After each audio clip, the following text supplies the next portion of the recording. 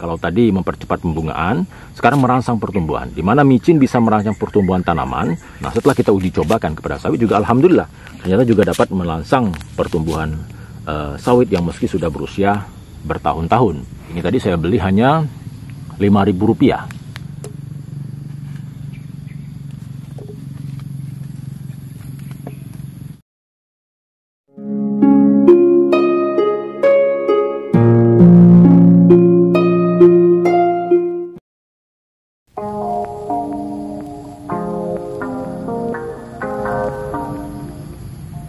Assalamualaikum warahmatullahi wabarakatuh, teman-teman. Salam tandan berduri.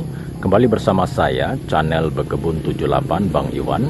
Di sini kita akan kembali berbincang-bincang seputar kebun kepada Anda semua.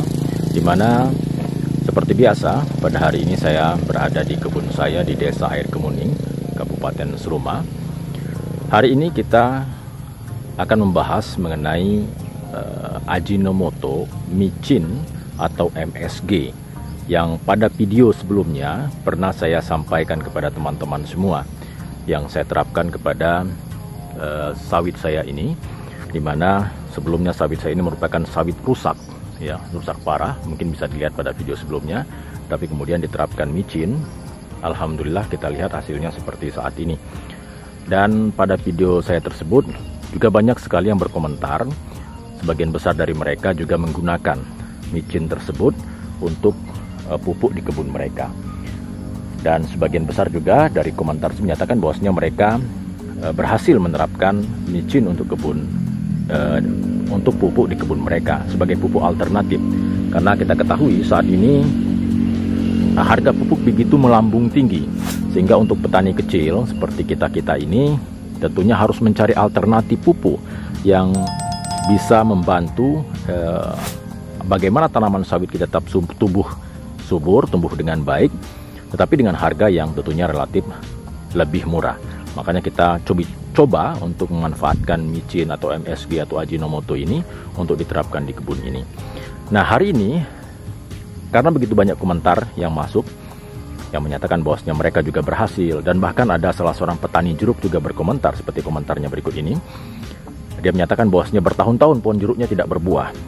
Kemudian ketika dia uji coba dengan micin, ternyata jeruknya tersebut berbuah. Alhamdulillah ini berarti. Nah, kita tidak tahu persis ya seberapa jauh manfaat micin ini kepada kebun kita ini, teori-teorinya atau bagaimana kita tidak paham.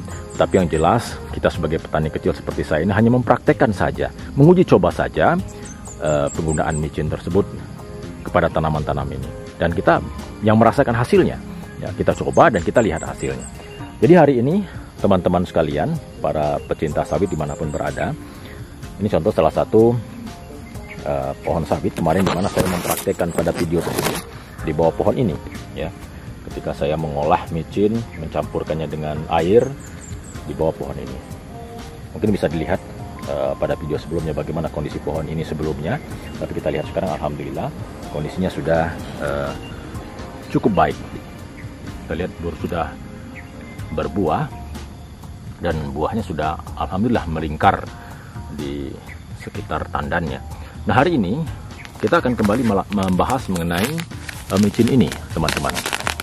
Saya tadi sudah menyiapkan, tapi saya tidak akan mempraktekkan bagaimana cara pemupukannya, karena untuk pemupukan mungkin teman-teman bisa melihat di video saya sebelumnya bagaimana cara memupukkannya. Tetapi ini yang membuat kita penasaran karena kita menguji coba. Maka pada hari ini saya ingin berbagi.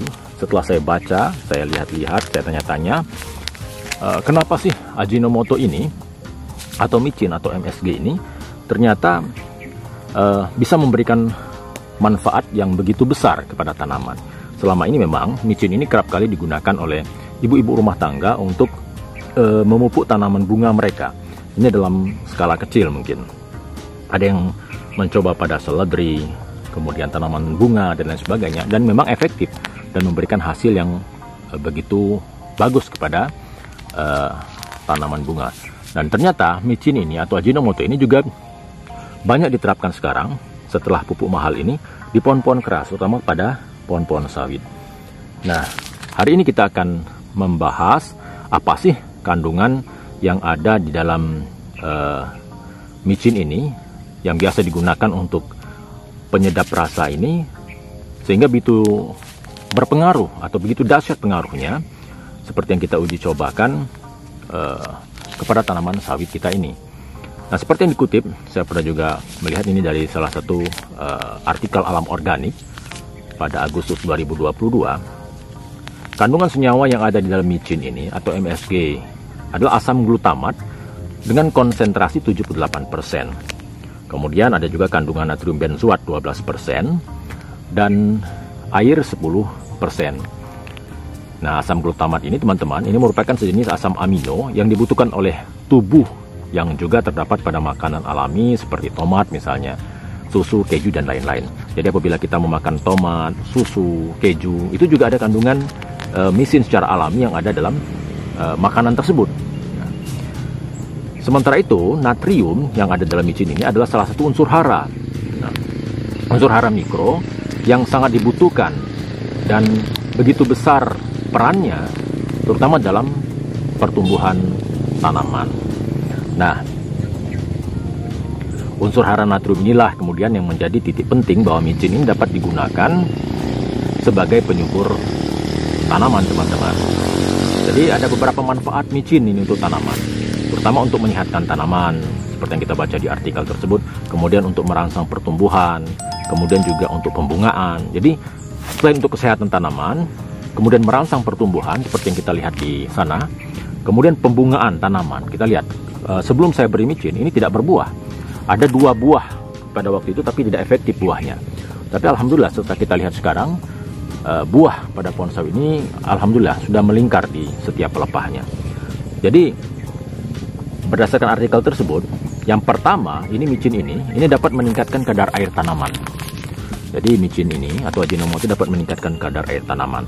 Jadi micin bisa meningkatkan kadar air pada tanaman karena kandungan senyawa natriumnya, di mana natrium ini dapat mengikat air untuk diserap langsung oleh tanaman. Jadi dia memiliki kadar kandungan natrium yang dapat mengikat air, teman-teman. Itu yang pertama. Yang kedua, dia dapat mempercepat pembungaan.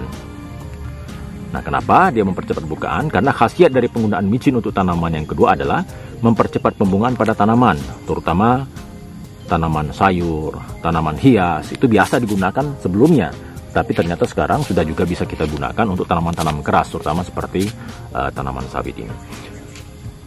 Kemudian yang ketiga, teman-teman, ini dapat juga merangsang pertumbuhan. Ya, kalau tadi mempercepat pembungaan, sekarang merangsang pertumbuhan, di mana micin bisa merangsang pertumbuhan tanaman, khususnya pada saat tanaman berusia 2 minggu untuk tanaman-tanaman seperti bunga dan lain sebagainya. Ini 2 minggu dapat merangsang pertumbuhan. Nah, setelah kita uji cobakan kepada sawit juga alhamdulillah, ternyata juga dapat merangsang pertumbuhan sawit yang meski sudah berusia bertahun-tahun. Yang keempat, ini dapat membuat tanaman lebih tahan terhadap penyakit. Kenapa dia bisa lebih tahan terhadap penyakit? Ini terjadi karena natrium ini dapat menggantikan peran kalium untuk memberikan kekuatan dan daya tahan tumbuhan terhadap penyakit. Jadi natrium tadi menggantikan peran kalium untuk memberikan kekuatan terhadap penyakit. Nah, yang kelima, teman-teman, micin ini dapat menjadi pupuk yang ramah lingkungan karena dia ini merupakan pupuk yang alami. Karena sifatnya mudah larut di dalam tanah, kemudian mudah diserap oleh tanaman, maka micin ini merupakan salah satu bahan organik yang dapat dijadikan sebagai pupuk ramah lingkungan. Seperti kita uji coba pada video saya sebelumnya, apabila dicampurkan dengan air, ya dalam waktu yang tidak lama langsung larut. Jadi mudah sekali kita aplikasikan kepada tanaman. Jadi itu, teman-teman. Jadi ada 5 poin kenapa micin ini ternyata benar-benar memiliki efek terhadap tanaman kita. Yang pertama tadi saya ulangin lagi, meningkatkan kadar air, meningkatkan kadar air, kemudian dapat mempercepat pembungaan, kemudian dapat merangsang pertumbuhan, kemudian dapat membuat tanaman ini lebih tahan terhadap penyakit, dan menjadi pupuk yang ramah lingkungan. Jadi itu, teman-teman, salah satu poin penting yang kita bahas pada saat ini, seperti yang kita lakukan, dimana dengan menerapkan pupuk yang ramah lingkungan, yang mungkin kita uji coba saja ini. Kita coba-coba, kita membaca, mendengar teman-teman, mendengar saran-saran dari kawan-kawan yang lain yang sudah pernah mencoba, maka kita coba juga. Nah, ternyata memang ada pengaruhnya. Nah, silakan, mungkin teman-teman ada yang kurang sependapat. Mungkin bagi teman-teman tidak ada pengaruhnya, kita tidak juga paham kenapa. Tetapi yang kita lakukan adalah sebagaimana kita berusaha untuk mencoba saja. Kita cobakan kepada tanaman, tidak ada salahnya karena harganya juga tidak terlalu mahal. Ya, kalau seperti ini tadi saya beli hanya Rp5.000. Ya, Rp5.000 ini ada tulisannya 5.000. Berapa ini kandungannya? Jelas juga ya teman-teman. Nah, 100 gram. Jadi di sini ada tulisan 100 gram. Ini bisa kita campurkan dengan 10 atau 20 liter air. Kalau saya kemarin tidak salah saya campurkan dengan 20 liter air. Satu air satu pohon cukup. Nah, jadi demikian teman-teman. Jadi semoga dengan kita berupaya mencari solusi dengan harga pupuk yang begitu mahal saat ini, terutama bagi petani kecil seperti kita ini, bagaimana kita berharap ya kita bisa mendapatkan pupuk murah. Tapi ternyata sampai sekarang memang masih sulit sekali. Bahkan kita ketahui bahwasanya subsidi untuk petani sawit sekarang di stop oleh pemerintah karena dianggap petani sawit ini sudah mampu. Padahal banyak sekali petani-petani sawit yang tidak mampu untuk membeli pupuk tersebut karena memang ya sawitnya mungkin sedikit, ya tidak terlalu banyak, hanya cukup untuk kebutuhan keluarga. Nah, kita berharap pemerintah dapat memperhatikan ini. Nah, sambil kita menunggu upaya dari pemerintah tersebut, kita berusaha mencari alternatif. Salah satunya dengan penggunaan Ajinomoto, micin atau MSG pada tanaman yang kita pelihara. Demikian, semoga bermanfaat teman-teman. Demikian saja yang dapat saya sampaikan. Assalamualaikum warahmatullahi wabarakatuh. Salam tandan berduri.